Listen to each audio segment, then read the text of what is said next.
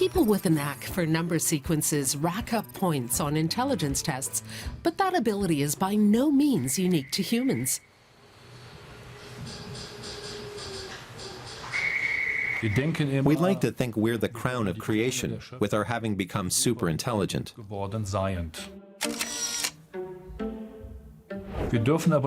But we shouldn't lose sight of the fact that in the course of all evolution, we don't even make up a blink of an eye. When taking certain tests, we fare worse than chimpanzees, for example.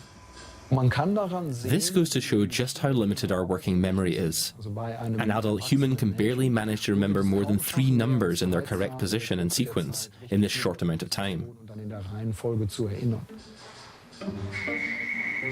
This young chimpanzee does it with instinctive certainty.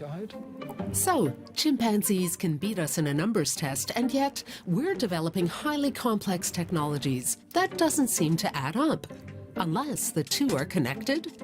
What if we're losing our brain capacity because of our inventions?